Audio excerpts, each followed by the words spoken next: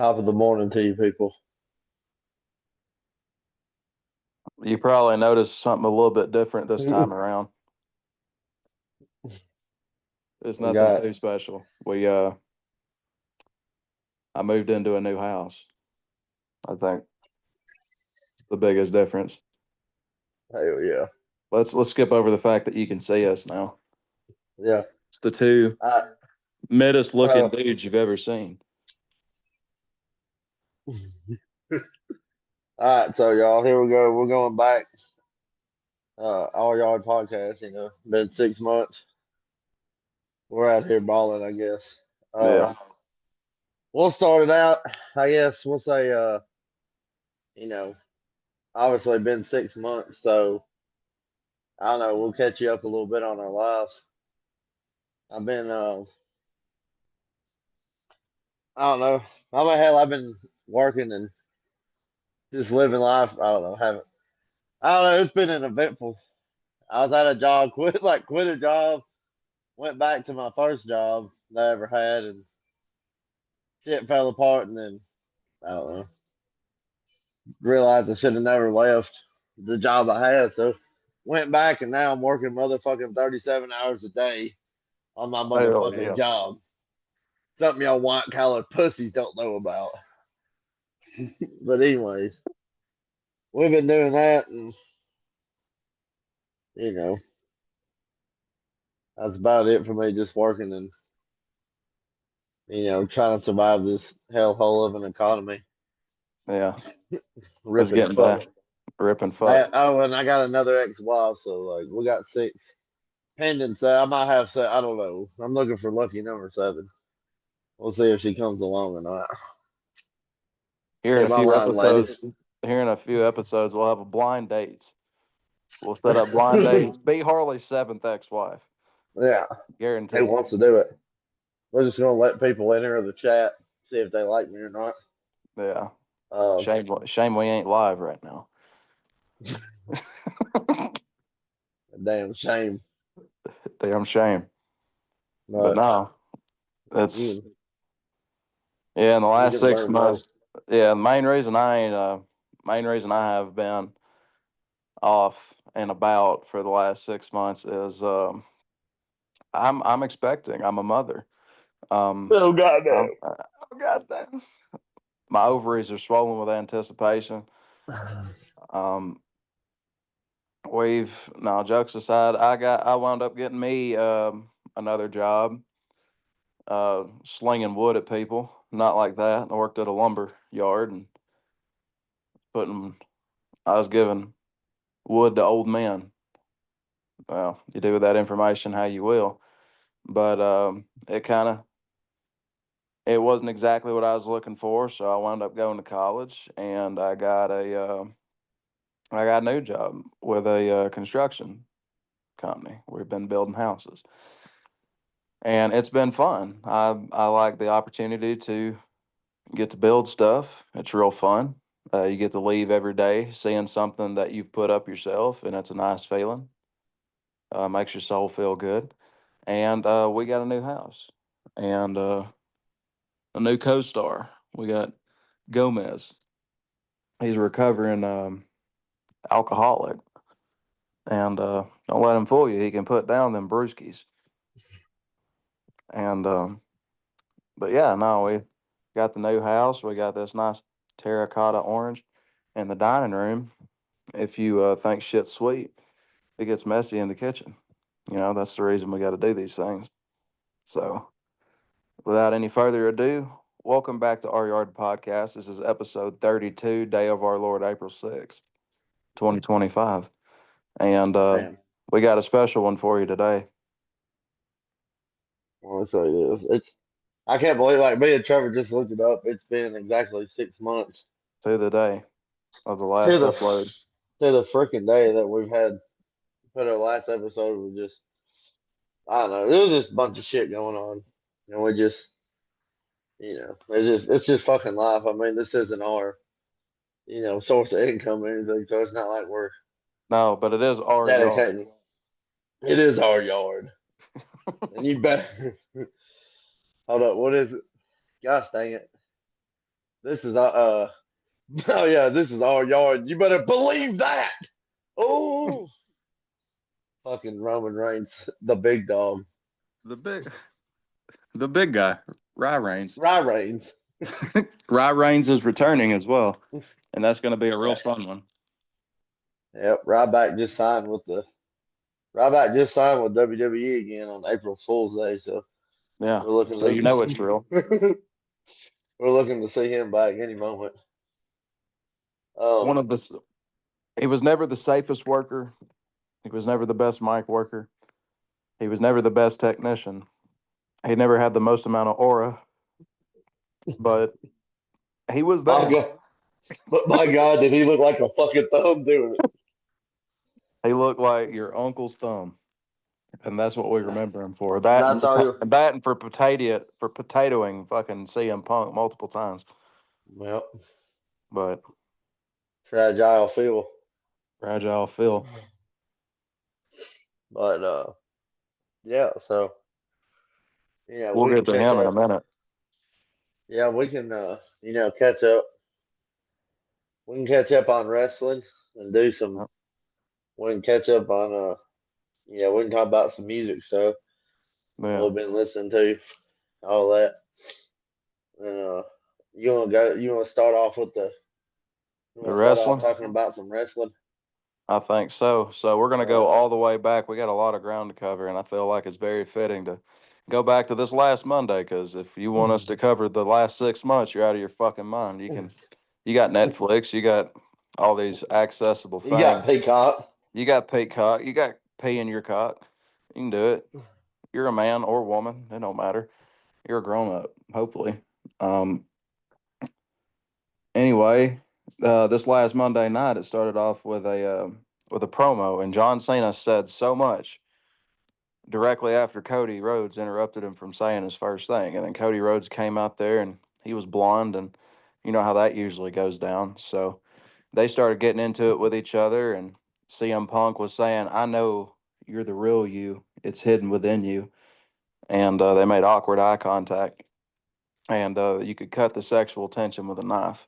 But after that, John Cena cock blocks himself, and he winds up telling Cody Rhodes is like, "You are an artificial creation of this company," and basically telling him that you are only in this spot because you've kissed the right asses. And then Cody Rhodes says, "Well, you're one to talk on that," which, I mean, there was definitely some good points being made, but I feel like all of that came to a head when Cody Rhodes said, "You are still my hero, and you're a piece of shit."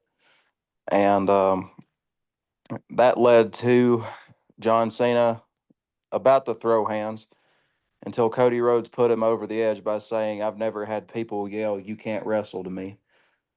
And that led to a very slow fake punch, which then led to it being countered by Cody Rhodes, who put him in the crossroads. And then the night went about its day. Um, I would have to say personally, the biggest takeaway from that is John Cena still got it on the mic. If you ever thought the mic skill left him, you got another thing coming. That's definitely the one thing he's still going to be practicing while he's in the Hollywood. You know, the art of mic work is basically being an actor in of itself. It's the acting part of wrestling, and John Cena's one of The the goat. top, arguably the goat. I mean, I can only put like two or three people Him and over him, him and CM Punk are pretty much your top two people.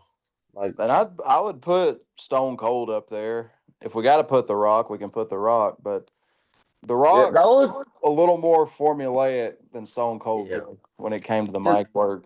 But the only thing about The Rock to me is like he did rely on like you know low hanging fruit, so to speak, like catchphrases, like stuff that could get a cheap pop, kind of like Cody did the other night with Cena, yeah, like just talking like bringing up Vince McMahon and all that BS. Like yeah, you'll get a pop like when you bring somebody up, you're not supposed to. yeah. So like that's where you get on there, but I don't know, man. Like But yeah, I mean, to me, like the GOAT, I mean, like Cena and Punk, to me, is like 1, 2. And then, like, you could, I mean, yeah, Stone Cold definitely, because he, But that Stone Cold in of itself also kind of goes back to like having to rely not as much on low hanging fruit, but definitely catchphrases. Because yeah, like he had a handful of catchphrases. I mean, Austin 316 and what are still probably like two of the top five high selling merch items in WWE history, if I had to guess. And a lot of that has to do with the delivery of the catchphrases themselves, which The Rock was also very good at. But I feel like The Rock, again, is just like one step below Stone Cold yeah, on that. But John Cena usually always, like, every great mic worker has their own catchphrases, except for CM Punk. Outside of saying yeah, I'm the best in the world, and then you look at Bret Hart and his catchphrase was "best there is, the best there was, the best there ever will be," and it's not as unique, but I mean, he just gets it off the muscle. I mean, this is a dude that can go out there right now, cut a promo for an hour, and the audience is going to be captivated the entire time. There's only like two, three people in WWE history that can do that, and they're who we just talked about. yeah, But Cena, going back to the main point, I do feel like Cena is one of the top three mic workers to ever do it.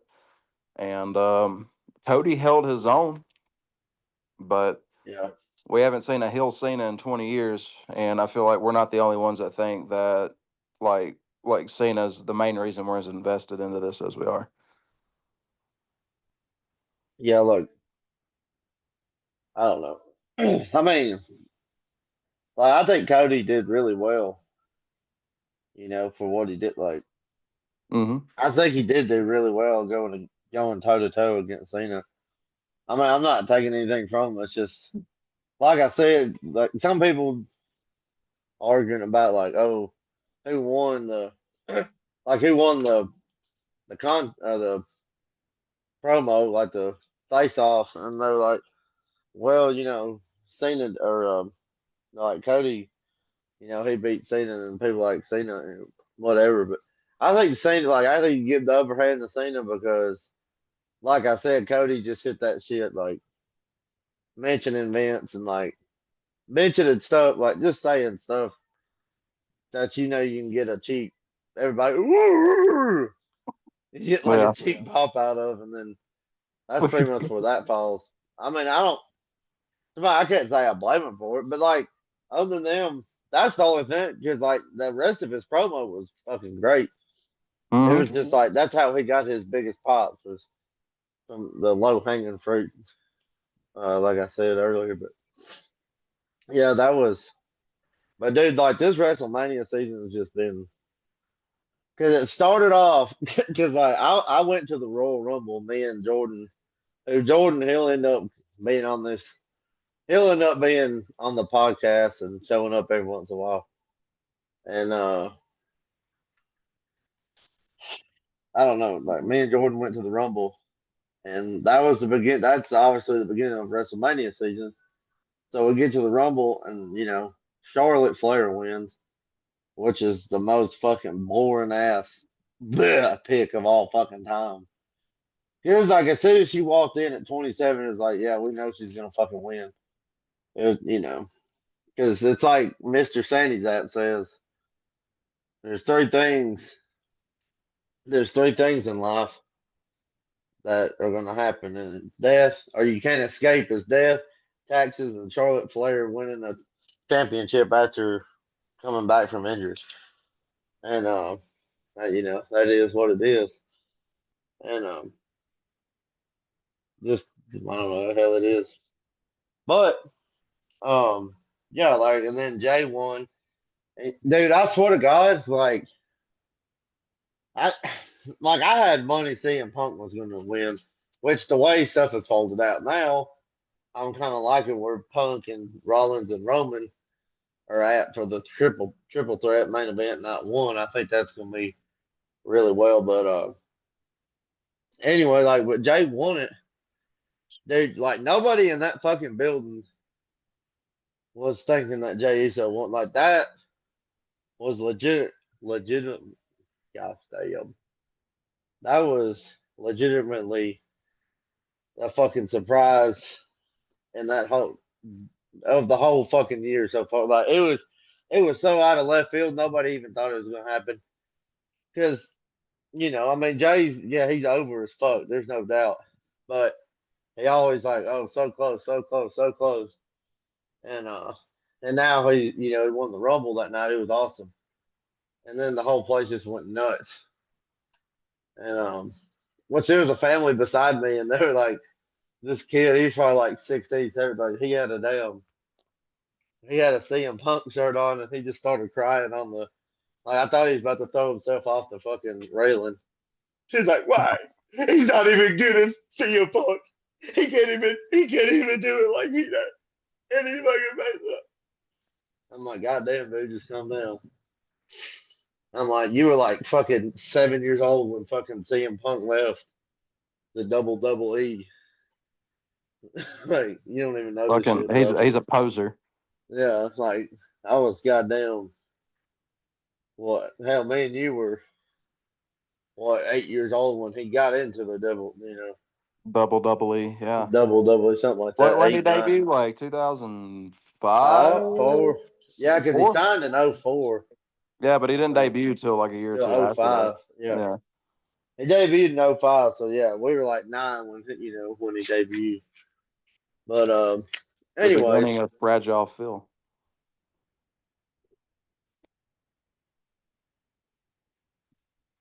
Always but hydrate. no, we love CM Punk. Uh, This is a pro CM Punk channel, so that's right. if you don't like it, you Anyways, can fuck off. it was anyways the Rumble, yeah. Like Jay Uso winning just fucking so like you start off WrestleMania season like that, and it's like people are like, what in the fuck is happening? And then Jay, goes to talks to Gunther and then talks to Cody and then goes back to Gunther and we're like, yeah, he's about to do it. And excuse me. So he won. Like you have all that start off and everybody's like, what in the fuck is the plan? Of course, you gotta let Papa H cook. So like I don't know, it just started off so slow because you had Charlotte Flair, eventually picking Tiffany Stratton and then Jey Uso picking Gunther. And those stories have been fucking flat all the way up until the last week. Like, it's just everything come building up. It was just flat, just up until Elimination Chamber. And then when John Cena turned heel, it was like, holy fuck, we got something. And then everything just started unfolding. So you got John Cena and Cody, which that's going to be great. Then you Yeah, have, um, you Rhea, got, Bianca, and Io. yeah, Bianca and Io, and Rhea Ripley's trying to get her way in there, but piss on I'm that. sure it'll probably be a triple threat by Mania, if I had to guess. Yeah, I'm sure. Or Rhea's gonna put Bianca on the shelf, and then like she's gonna take that spot. And personally, I would really like to see Io retain over Rhea. Like, I mean, I know Rhea's gonna win; she's gonna get her third, but I'm just really excited to see Io like back. Like Io as a face champion is really fun to see. And Oh just yeah. as a face in general, I mean, she's one of the two most exciting women's wrestlers in the world right now, and definitely at least top two in the world, definitely top two in the WWE. Like you can make the argument between her and Tiffy, but like Tiffy's also very very new to this. But Io is just someone that's established. She holds the title really well. She wrestles like a champion.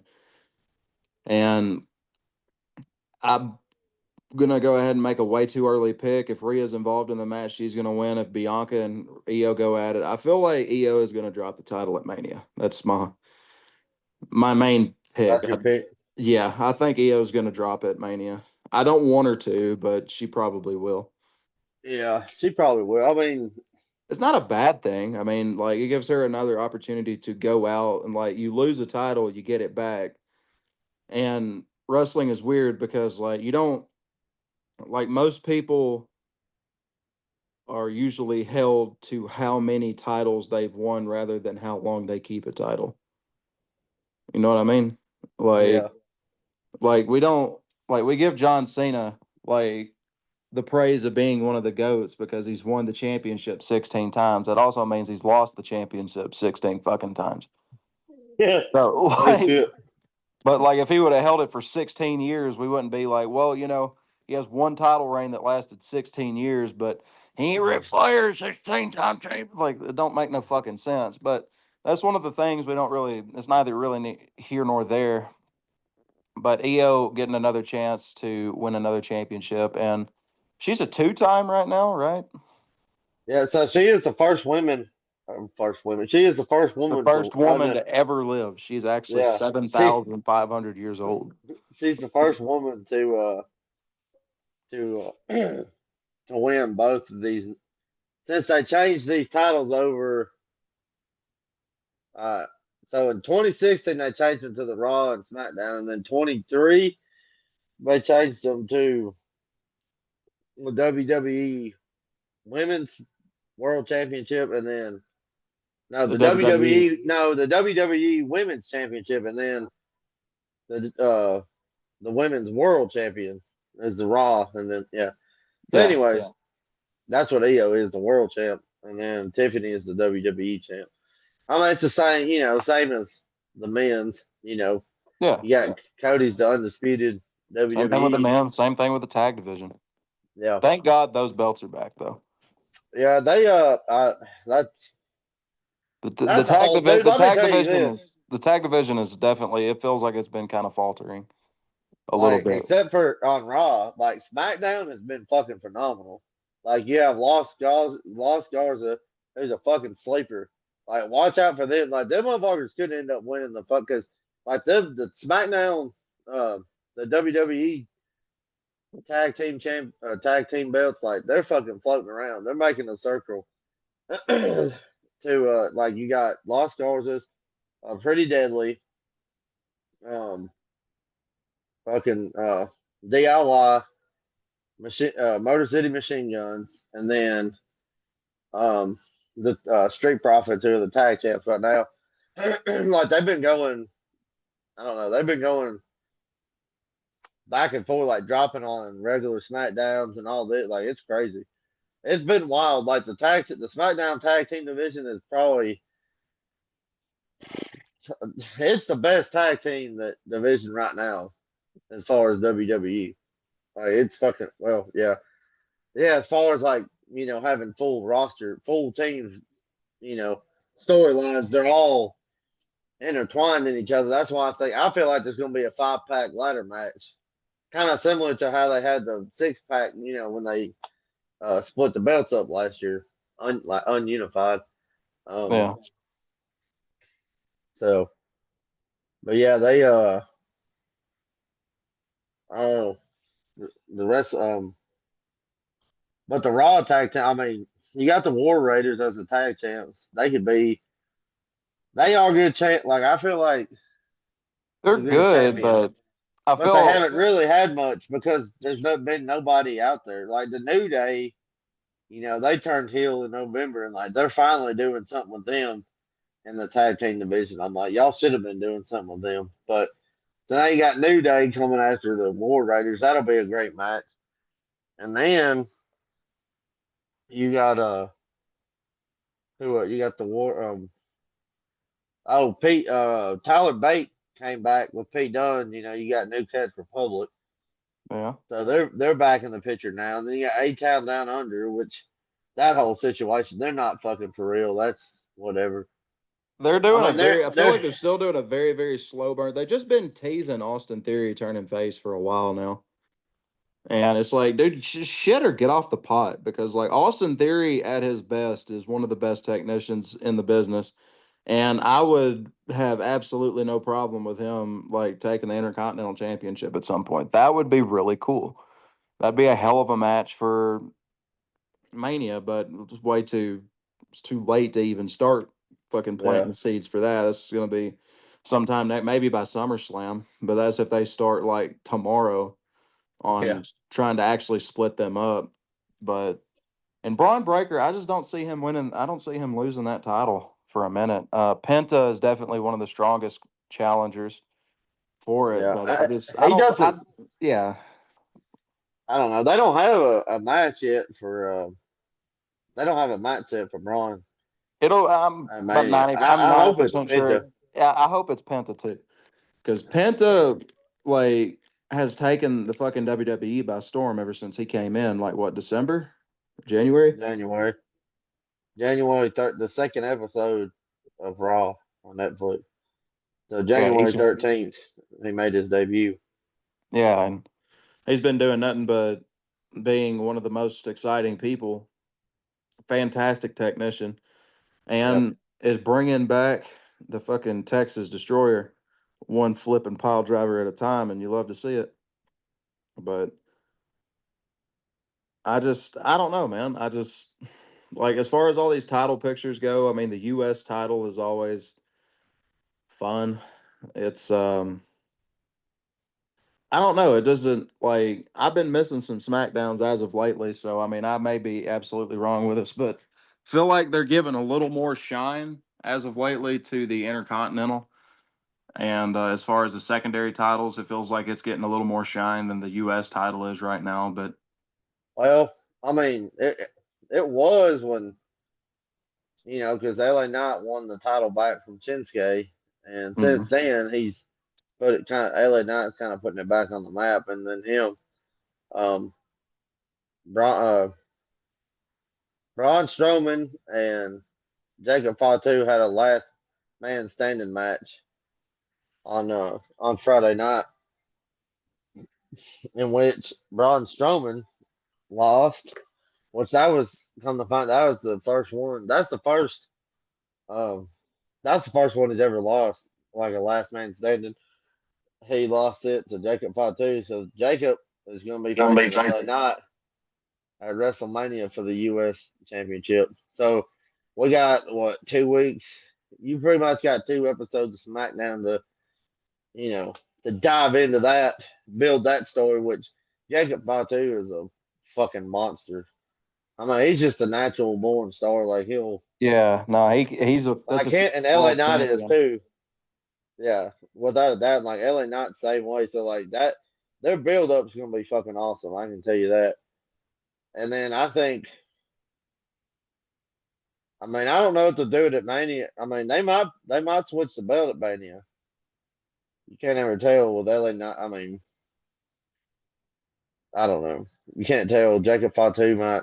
I just feel like if Fatu. Okay, so this is my prediction. Like I feel like Solo was gonna screw over Fatu either at Mania and LA Knight retains, or Fatu's gonna win, and then either it's gonna be Fatu versus Solo at Backlash, or Fatu versus LA Knight at rematch at Backlash, and LA Knight like um and Fatu gets screwed by Solo at Backlash. Yeah, That's the three possible outcomes I see that could happen. But yeah, it's gonna be a great damn. yeah, because that turn is coming quick. I feel like Jacob Fatu, especially as a face, because he's one of the heels in the business right now that like just any no matter what he does, like he go out there and just destroy people, and like they love It's him. money. And It's that's money. money. They like he gets a pop every time, you know. And I see him turning face. Um, I got to agree with Harley on that. The old hog master. I feel like he will turn face, and it's going to be glorious to see. It's going to be a wonderful. It's going to be wonderful. You can just take the lid off of that and just leave it as is. And I feel like going back to the Intercontinental Championship, I know Braun Breaker was almost coming off as a heel at first. He never really did anything heelish except for, like retire Ricochet, who's now over in AEW doing his little thing. That's probably the most heel thing he did. But, you know, he's not really like he's just a world beater. That's what they Yeah, have pitched him as, and he's not really a face or a heel. As of right now, he's more on the face side from what I've seen. But it's, it's kind of a tweener.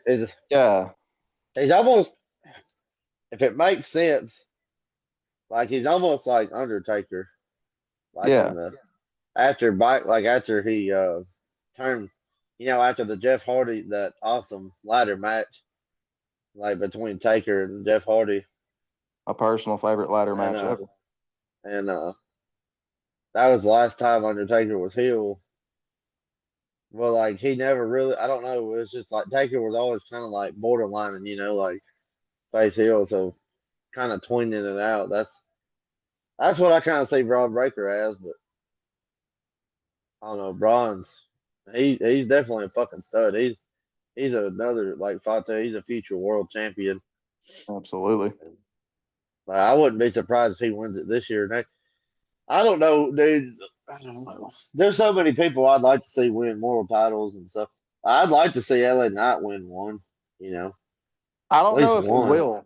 Like, and it's not an age thing. It's not that he ain't got what it takes. He does. It's just I feel like he's gonna be like one of the people in this generation of wrestlers that gets like doesn't get his just due as far as like being a world champion. I feel like I don't think they're gonna push him like that.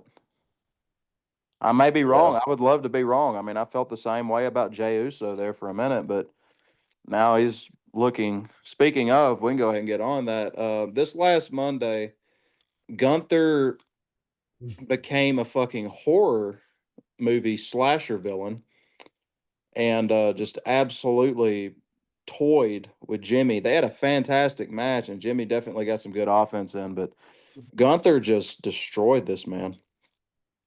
Like, if like I know a lot of the internet calls Gunther boring, this, that, and the other.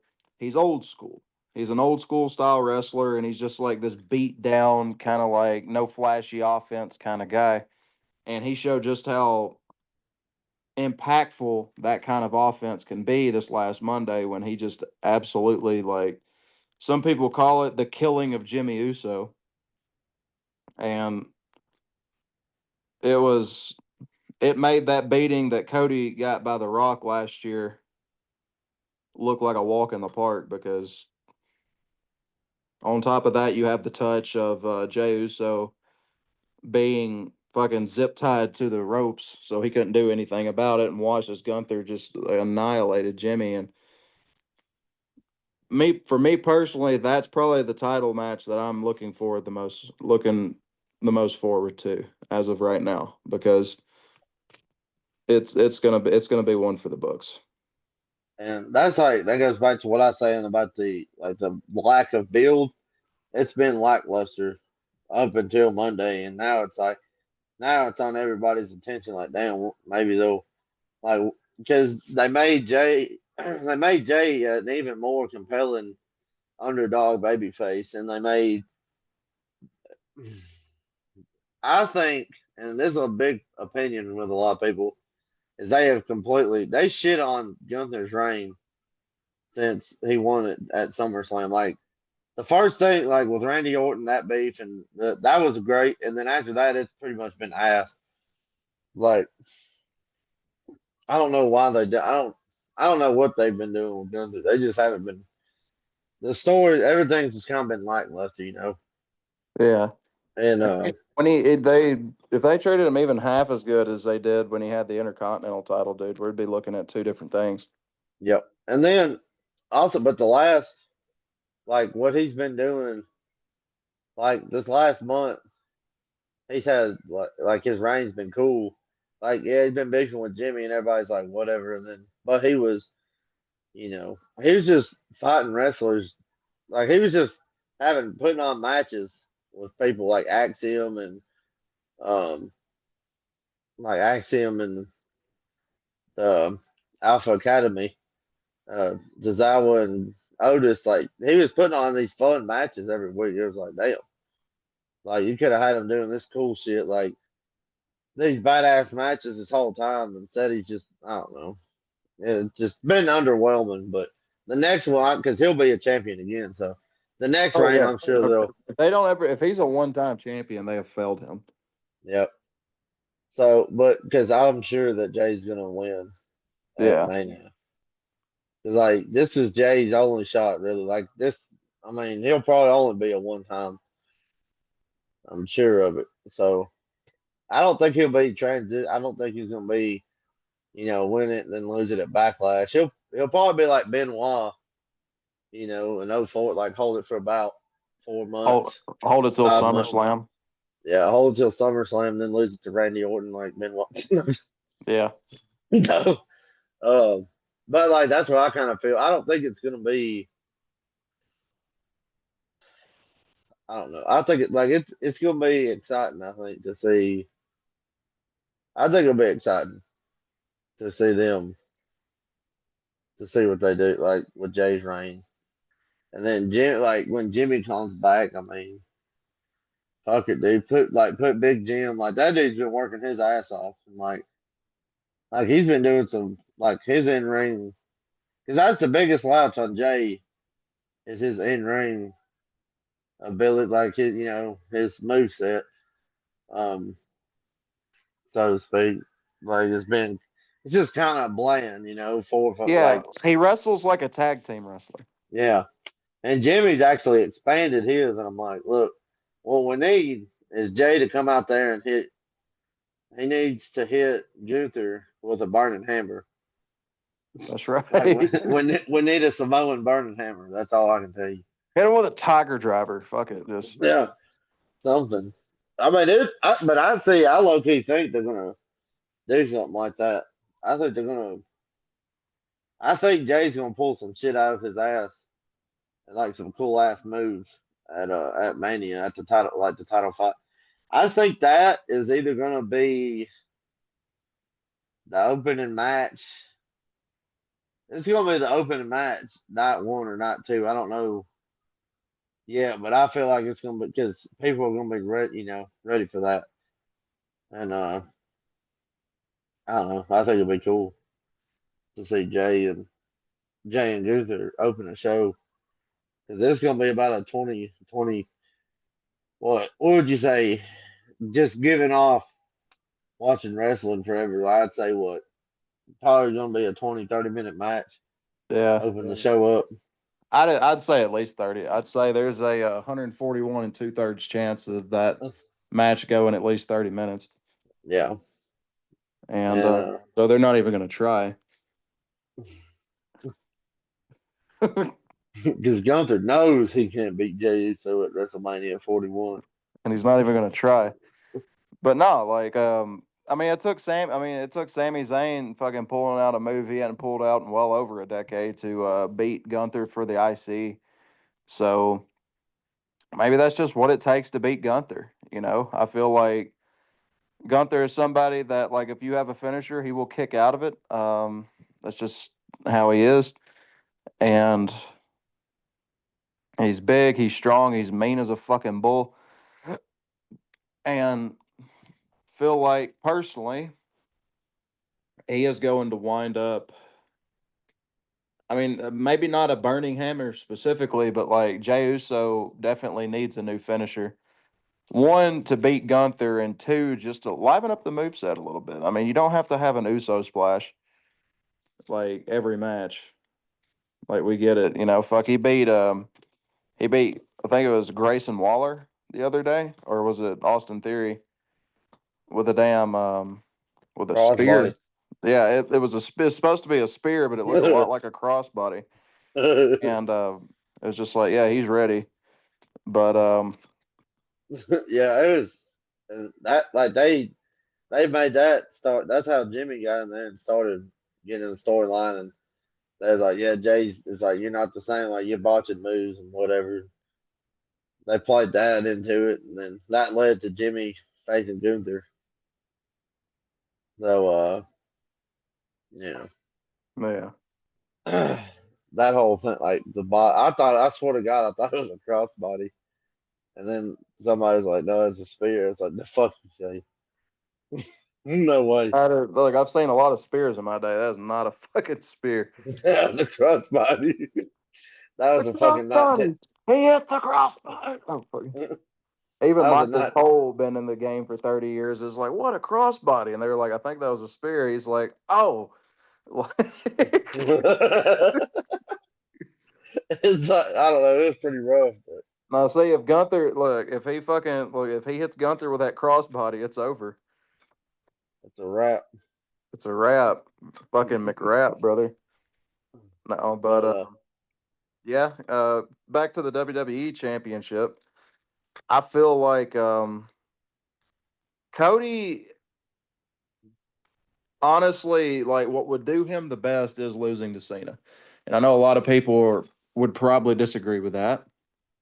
I have a feeling Harley doesn't, but I feel like I'm saying that because the way the WWE Championship is right now, and some people don't know this, unless they've retconned it back into being one championship. What I was always told is that is the WWE and the Universal Championship back when Roman Reigns had it. He combined it into one championship, so that is technically a double title, just like the unified belts yep, back in the day was. And then at some point it got retconned into turning into one. So if Cena wins, he would be an 18-time champion instead of being a 17-time champion.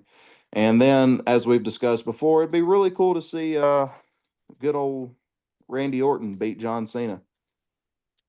yep, And and like have because okay, so my thing is, and I've been saying that forever. Is like when they started talking about Cena coming back to retirement, I'm like, if he beats Cody, he'll be 18 times. And what I think you should do, what I think they should do, like fantasy booking, is have Cena win, be 18-time champion, and then 17, and then have him, uh, like have Randy Orton be 17. That way you can be like, yeah, our top two guys that have won the championship 18 and 17 times are homegrown WWE full blown stars.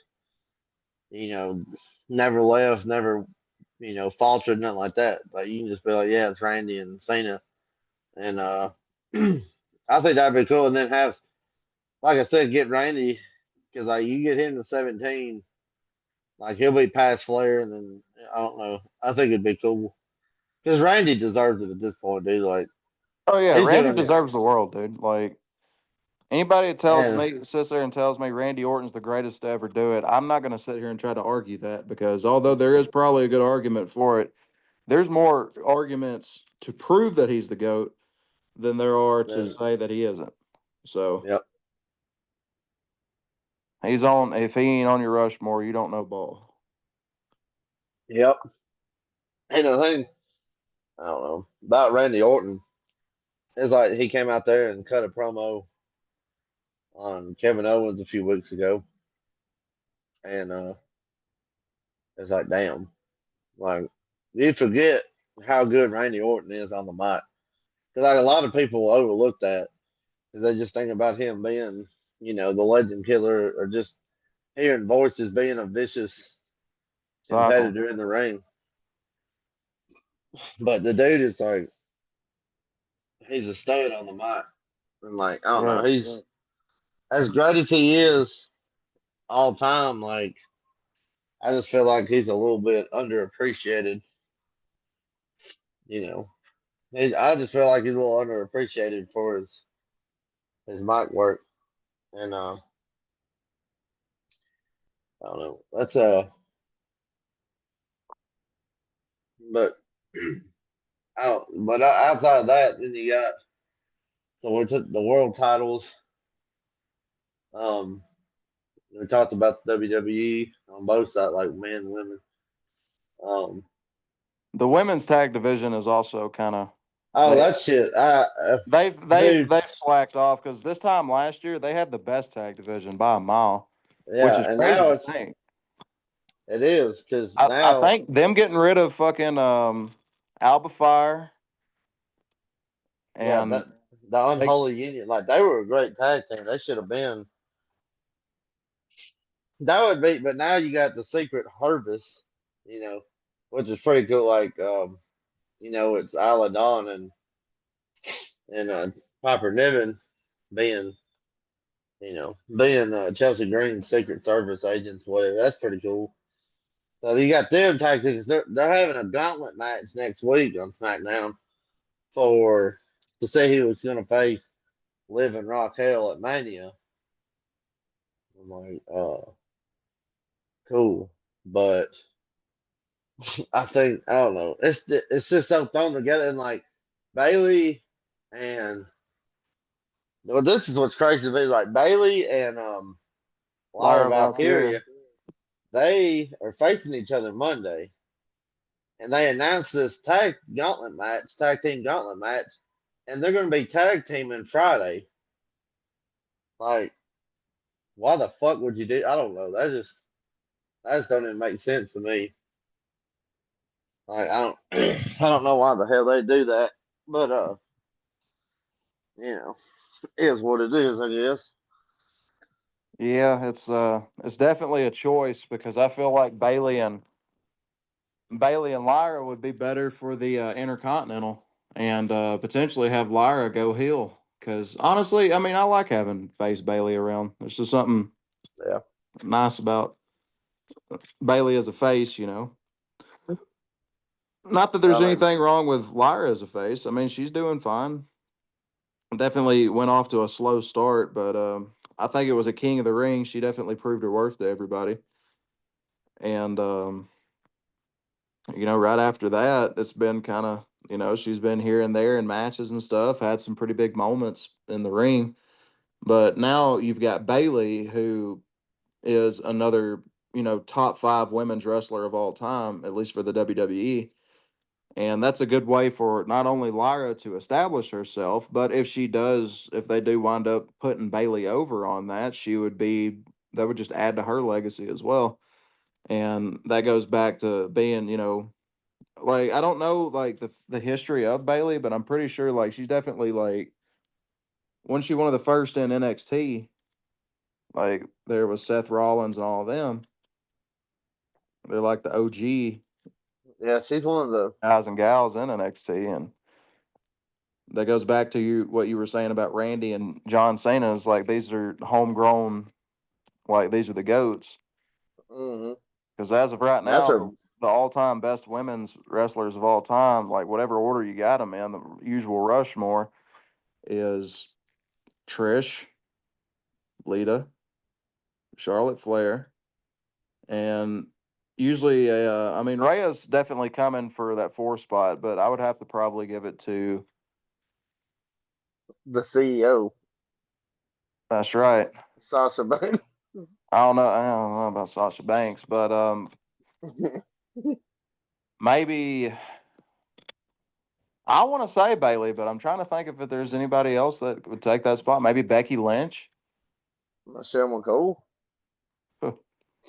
Um, congrats, You're not congratulations on enough. congratulations on making the um Hall of Hall of Fame, Fame. Mrs. Taker.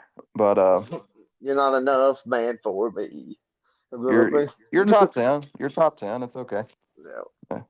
Nah, but I mean, yeah, And speaking of Chelsea, she's also the women's U.S. title holder, if I'm not mistaken. And yeah. I don't know what her match is going to be at Mania. I think whatever she does, it needs to be a gruesome ass fucking like it needs to be another TLC or just a ladder match or a tables something like. Dude, Chelsea Green is so freaking good, and especially when she has a stipulation match. My God, does she fucking cook? absolutely. Like, I mean, everything she does, she touches is gold. She's just Chelsea Green. I mean, she's her. I don't know what to tell you, but I mean, it is interesting what what they'll do, what they can cook up. Um, I don't know. I mean, we'll see. We'll see about it. See what they do. But that's the only thing. I mean, because we'll see what happens with the women's IC title and how whatever they book for Mania, and then whatever the U.S. title they book for Chelsea for Mania. Um, That we will. who else? Let's see. Well, Ray Phoenix made his debut. Ray Phoenix, and off to a pretty good start. Yeah. There's only been one match, but from what we can extrapolate from that match is he's definitely added a lot more excitement to SmackDown. I feel like he will. I mean, it's definitely too early to tell. I would like for him to go after the U.S. title at some point, but we're gonna have to see how that plays out. So, Yeah. just wishful thinking as far as that goes right now. But I think that pretty much covers everything WWE related. We'll keep Yeah. About. we'll keep. Yeah. You want to talk about basketball? We can make that pretty quick, I think. Yeah. We can talk about some b-ball. All Oh right. wait, before we talk about that, I gotta mention earlier today, Alex Ovechkin has set the record. He Oh yeah, I passed saw Wayne that. Gretzky. He In passed Wayne Gretzky as the all-time scoring in the goal same scoring leader. in the same amount of games too. So Yep. congratulations. The same exact amount of games. That's what's Yeah. crazy about it. It's the same. They Fucking both wild. played 1,487 games. Ovechkin knocked in the record-breaking 895th goal of his career. So definitely big congratulations to Ovi. Um, Uh, when it comes to a sport like hockey, like you look at the record book, and 90% of the names you see is one guy named Wayne Gretzky.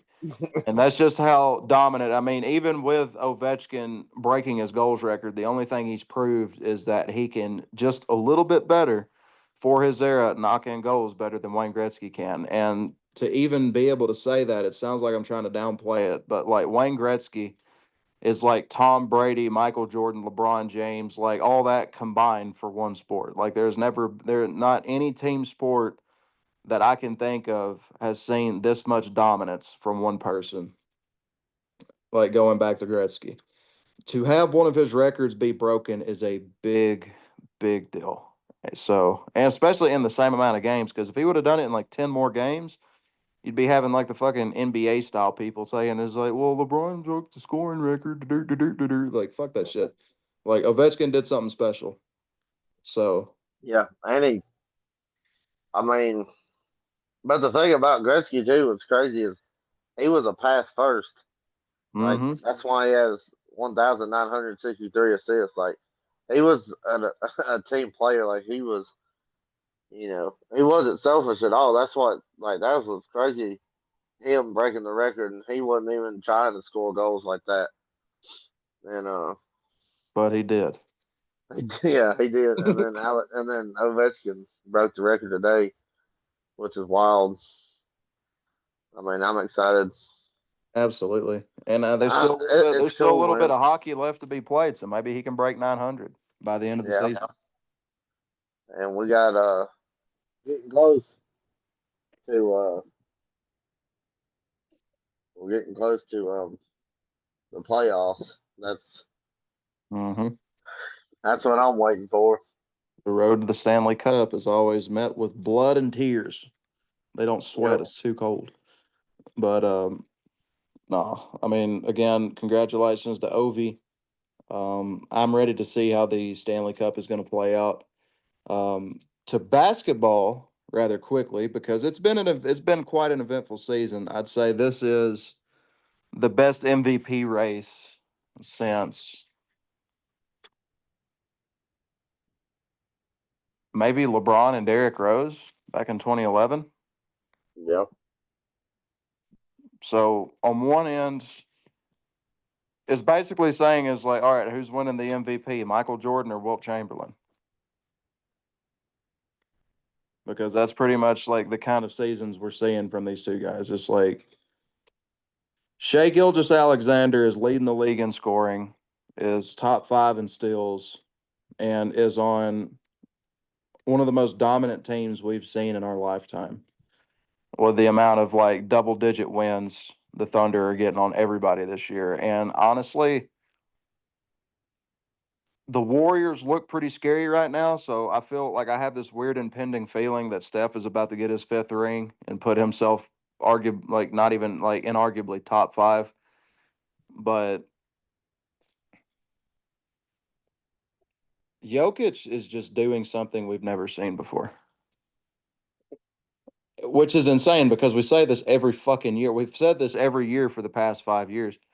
And that's probably why he's not going to win the MVP because he's already won a championship. They got put out in the second round last year after he won the championship or after he won the MVP. And it's just going to be one of those years, I think. And I personally think SGA is going to win the MVP. I would not be mad at SGA winning the MVP. I'm personally pulling for Jokic to win it, but I just don't like SGA is just he's putting up prime Michael Jordan numbers on the best team in the NBA.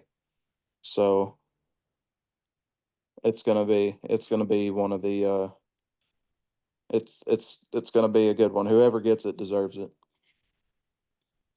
Yeah, it's I mean, like you said, both of them are just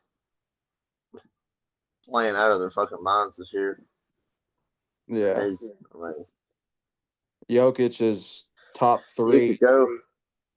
Jokic is top three in points, rebounds, assists, and steals. I'm not gonna go into the analytics of it because sometimes it's boring. Yeah, And sorry, Cushy. But other than that, whoever wins it wins it. Because these numbers are like, it's like prime Shaq with the passing ability of Steve Nash versus fucking prime Michael Jordan. And it is what it is. So whoever wins it wins it. And that's another playoff series is coming very, very quickly. Baseball just started back, and to no one's surprise, the Angels suck once again. Um, Congratulations to Shohei Ohtani for leaving the Angels and immediately winning a World Series because that made me feel great as an Angels fan. Um, it is what it is. literally moving It'd be across like town. telling the love of your life. It's like, okay, honey, be free, and then she marries a fucking porn star. So that's pretty much just what happened. You can't just sit here like with tears in your eyes. It's like I'm just happy she's happy because you're not. You want to kill yourself, and that's what it's like being an Angels fan. So Pretty much just being a cook. yeah, and And Mike and then Trout is just gonna be what it is. yeah, and I Excited don't for know. college I mean, football to start back. I know you are for sure as an Ohio State fan. yeah, we want to see. I like to see Ohio State. I mean, we got the natty, so that's badass. But like, gosh damn, dude, we got to beat Michigan this year. You got to beat Michigan this next year because Michigan fans they don't even care about losing the Natty. They're just like, No, we're undefeated in Ohio State play. yeah, like they won 4 in a row, dude. That's enough of that shit. Like I've never experienced this in my life. It's fucking pain. Um, It's understandable. like I gotta have Ohio State win. I gotta have them beat Michigan, and you know, and of course NFL. I mean, the fucking Raiders they fucking suck. They We better I get don't know. Well, fucking we got. Jackson Dart. Mm, I mean, we got Pete Carroll as a coach, so do with that information as you may. Maybe I don't know. Maybe he can actually do something like change the. I mean, good lord, just change the culture or something. I mean, fuck, dude, it's been horrendous. Like being a Raiders fan is fuck it. It's not for the faint of heart. I can tell you that. No, it's a rough one to Shit's swallow. rough. And I know y'all would probably say, "Shut up, Trevor," but being a Steelers fan has been pretty tough lately too. Now it's not as like openly tough as being a Raiders fan. I'll admit that, but when you have the teams that we've had in the past few years and you can't even get one playoff win because fucking Mike Tomlin just dips out as soon as we have a winning record, it's just like, oh, time to quit. And so he does. And that's been our past few years, but we'll be praying for the Raiders and the Steelers this year because we just got DK Metcalf in Pittsburgh, and you better do something with that. I don't know what to tell you. I know we got rid of. I'm pretty sure we traded away Russell Wilson for what reason I don't know, but outside of that, I'm ready to see Jaden Daniels how he's progressed with the Commanders. I'm ready to see if Caleb Williams is going to start living up to the hype that he put on himself and a lot of people put on him, mainly really delusional USC fans, which is a lot of people. You'd be surprised. Um, but yeah, we'll see. We'll see if Dak Prescott continues to fool people into thinking he's a top three quarterback, and we'll see if the Cowboys can even make it to the playoffs this next year. So I doubt it. that's the NFL and football as a whole. And to end the show off today, we're gonna chat a little bit about our music that we've. And if only, Been diving into. yeah, if only Kenny was here, I'll let Harley start this one off. Yeah. I don't know. I mean, you know, me and Trevor are big connoisseurs of music, That's right. all genres and everything. But I'll say this: I have been on a serious Iron Maiden kick for about 2 months now. Like I've Nothing wrong with uh, that. per Apple Music, I have listened to them.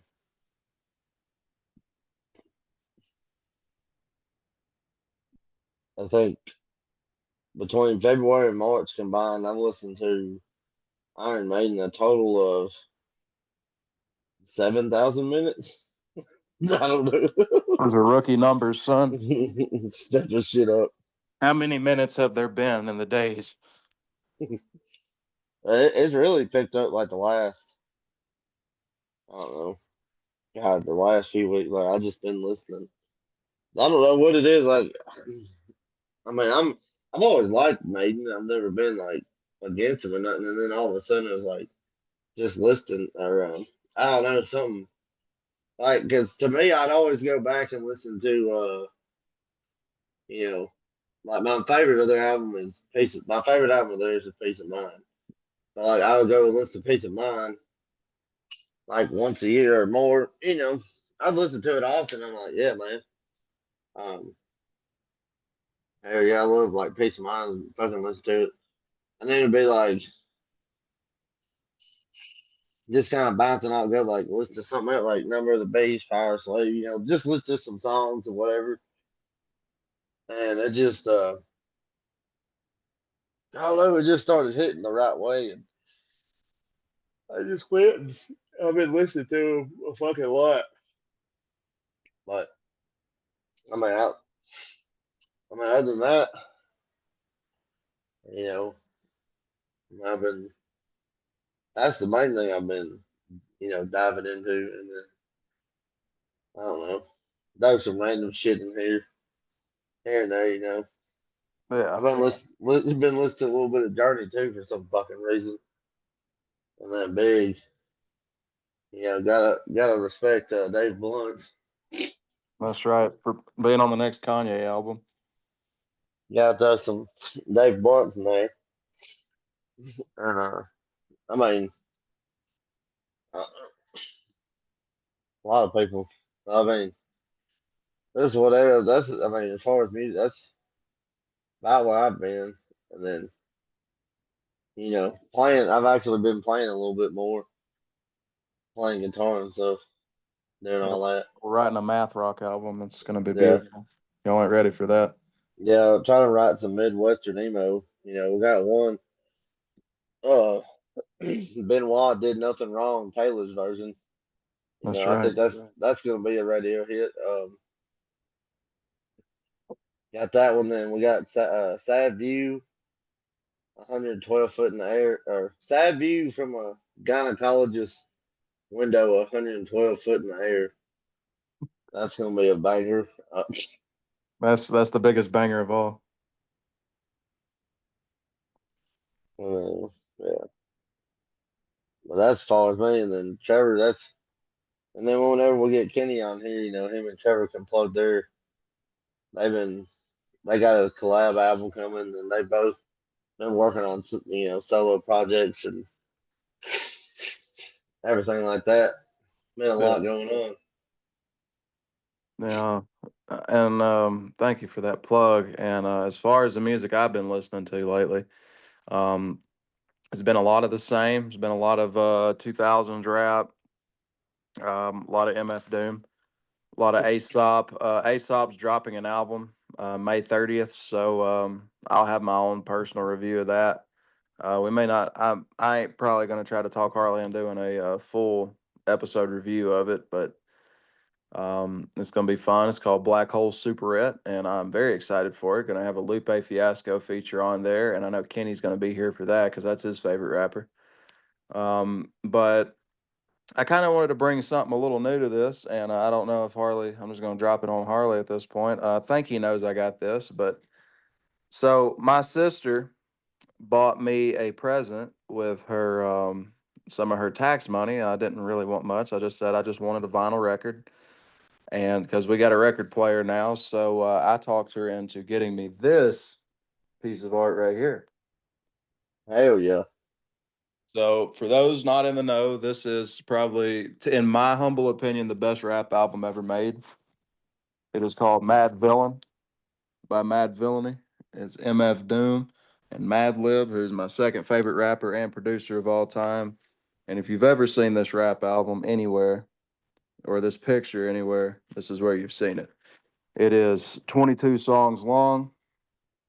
It is a fantastic piece of music. My personal favorite song on the album is probably either Money Folder, which is track 11, or Rhinestone Cowboy, which is the last track on the album. But it's fantastic. It pretty much helped, maybe not invent, but help popularize what we now know as lo-fi rap. So if you're a student and you always put on that animation of that girl studying, and there's a cat in her window, and you're just listening to like these really chill hip hop beats, this album almost guaranteed directly inspired that entire movement. So it's a fantastic album. Um, I've been listening to a lot of funk and soul, a lot of the Lafayette Afro Rock Band, a lot of the Budos Band, and a lot of James Brown. And on the front of rock, nothing really specific, just whatever comes onto my playlist. But some guys that stand out, it's like Soundgarden, Breaking Benjamin. Non-Points, Shine Down. Limp Bizkit, Faster Pussycat. um, Uh, Mannequin Pussy, um, Bush, Viagra Boys. Uh, Viagra Boys, King Gizzard and the Lizard Wizard, and Chat Pile. Shout out Chat Pile. They yeah. fantastic metal band. It's almost somewhere between noise rock and shoegaze, which, because if you really think about it, it's one and the same, but there's definitely some differences. But yeah, Chat Pile out of Oklahoma City, they're a fantastic band. Check out their album from last year called Cool World. They sound like Nirvana, but angrier. And Oh, so, shout out that band that you saw last week or 2 weeks oh ago. yeah, fucking shout out Unreal from Portland, who is a synth rock band, and we went to see a band here in town. I will not say the name of them, but they were a bit underwhelming. Because as the headliner, they were a bit underwhelming compared to the other artists that were there that night. There was a band of prepubescent young men that were um, that were making thrash music, and it was a wonderful time.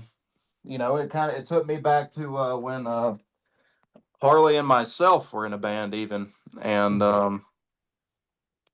Rest in peace, Vicious Cycle. rest in peace, Vicious Cycle.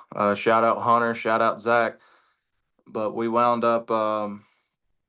It reminded us a lot of that, except they were doing like thrash metal, and we did like '90s alternative almost, and it was just really cool to see that. But yeah, Unreal, self-titled album came out this last year as well. I'd highly recommend listening to that. It sounds like something out of the '80s, almost like The Cure, but like more punk. And yeah, that's pretty much been it for me in music. I do have a solo album and a collab album with Kenny coming out. I just restrung my bass with some DRs recently, so you know what that means. It's going to sit there for a minute, and then I'll probably play it. And but other than that, you know, this has been the return back, the recap of our live episode, and we thank y'all for tuning in as you always do, and get ready to see more of us.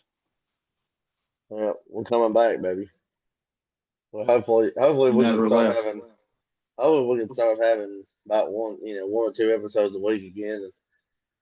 And, we'll have our wrestling because me and Trevor got to talk about it and sports, and then we'll have Jordan come in here and there, and then on our the music we'll get me, Trevor, and Kenny will lock in again and Yeah. start discussing albums one more time. So we'll Yeah. see how Last time I everything playing checked, out. as far as the music, we are to the year 2002, and we will be back to that ASAP.